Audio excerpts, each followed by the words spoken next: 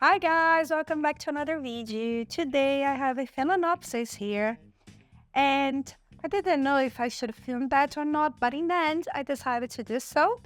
I hope you enjoy this type of content. I've addressed that before, so this is going to be more some sort of informal video about Phalaenopsis. But if you're curious to know how I address some of these issues that I'm going to mention soon, stay here. So as you can see, this one has blooms, and I bought it last year, and I never repotted. It's another one of these delayed repottings. So it decided to push out, the same spike was pushing out blooms. If you don't know Phalaenopsis, they can do that. You probably know they will be blooming forever. Not exactly forever, but for many months if you allow the flower spikes to be. So the temperature drops, it decided to push out more buds on the same spike. So these are terminal flowers. It's not an amazing show because I didn't cut the flower spike. I let it be. And the potting mix is very, very, very old. For this reason, this plant is not exactly in the best environment possible if it was nicely repotted and everything like that. But I really like these flowers because they are yellow with an orange leaf. I think it's a little bit different from other Phalaenopsis that I have, and I decided to enjoy the blooms. However, I do need to repot because the potting mix is very old. I can see some green stuff here, and I can see that my roots are not very healthy. For this reason, I know that I have roots because the leaves are plump, flesh. They are not dehydrated, so I do have leaves. I do have beautiful blooms, but I really need to repot these because I think at some point the roots may start dying because of the state of the potting mix. So you can repot your Phalaenopsis while it's in bloom. Depends on the state of your pot. You can enjoy the blooms and you can actually repot it. Hopefully this plant's not going to suffer a lot with the repot, not going to have transplant shock. If I do everything right, if I carefully remove the mix, save all the good roots, remove the dead roots, pot it up, hopefully it will be super healthy and the blooms will last for a few weeks more. Then when these blooms are completely gone, I will cut the flower spike and wait for the next season. I decided to do that on camera to show you that yes, it's possible to repot your Phalaenopsis while it's in bloom. However, a caveat here, if your plant is very unhealthy, if the leaves are not plumpy and flesh, I'm sorry, one of my lights just turned off. If you notice all the things that I just told you, it's better to cut the flower spike and repot your plant. But if you have experience repotting Phalaenopsis and other orchids, you know that you can safely do so. So that's what I'm going to do now. Stay here with me. Let's repot that together.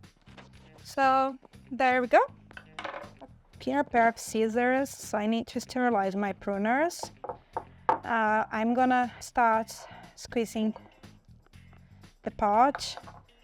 As you can see, it is potted in sphagnum moss. Everything that I can see here is sphagnum moss. Usually sphagnum moss is easier to remove from the root system than bark because it's just easier. If you pull the strings of moss, they come out so easily. They don't attach to the root system as bark does. Usually bark, you can easily break roots on the way when you are repotting, but not sphagnum moss. If you're careful enough, it's super easy. And something that I love about Phalaenopsis, so easy to repot Phalaenopsis compared to other orchids. I hate repotting Orchids, honestly, and I am super scared of Cattleyas and repotting Cattleyas because they are so finicky with their roots. They simply die, even if they are super healthy. They tend to die after the repotting, but with Phalaenopsis, it's like a new world. Their roots are not finicky. They don't stress as much as Cattleyas, and also the roots are thick, which is super great to work with. instead of having a world of thin roots around. So that's the first thing that you have to do. As I said, it's just an informal video. I'm here just removing everything that I have from the root system. It's almost done. Almost everything is almost clean here. I'm going to remove this bamboo skewer because it's an old one and my spike will be okay without it. I can keep these little butterflies here. That's it. So I removed all of these moss. Super simple. Just need to inspect now the roots to see what's dead and what's alive. What I will do is I will just go to the sink and I will rinse this very quickly, and I will come back here with my new pot and the potting mix. Can cut the dead roots. I'm gonna do that now because I think I will see it better after I water it. But I do have some nice roots. I suspect if the mix was better, it would be even healthier. Hopefully, fingers crossed, it will grow nicely in the new potting mix. 1 second. Okay, I've just rinsed the root system just to remove the rest of moss that was attached to it. Now I should inspect the root system to see what's dead and what's alive. I can see some root strings here and there, but I think most of the roots are alive, which is really, really good. There are some bits and bobs, like little parts of the orchid root system that is dead, like the external part of this one. But that's not gonna even touch the mix, so should be okay. So just little parts. The inner part of the root system that was branching out from some of the main parts. So this is coming. I need to remove. That's basically more than that, more than some root tips that are dead. Like this one is dead. I will keep these roots because I don't know if you know, but Phalaenopsis roots, they branch out very easily and they keep growing, which is amazing. So these roots, they do have a chance to keep growing inside the new pot. And most of the roots are alive. I did have only some strings from the main roots that were dead, but the rest, everything is good to go. Just to let you know, the yellow part of the roots here that are not green, like these other parts, is because they were inside the ball of moss, so light was not reaching it. So without light, the roots don't photosynthesize, and that's why they are yellow. And that's okay, because plants rely more on leaves than roots to photosynthesize. And if we have very healthy leaves, as we do here, this plant should be okay. More than that, it does have a great root system. Hopefully this plant will be even healthier. I have here a larger pot. This one is, don't know how many centimeters, but it's larger than the previous one. So what I'm gonna do here is I will basically repot it as I repot all of my other orchids. Just add a little layer of moss at the bottom with Phalaenopsis, because of my environment that I live in London, so it's pretty humid and cold.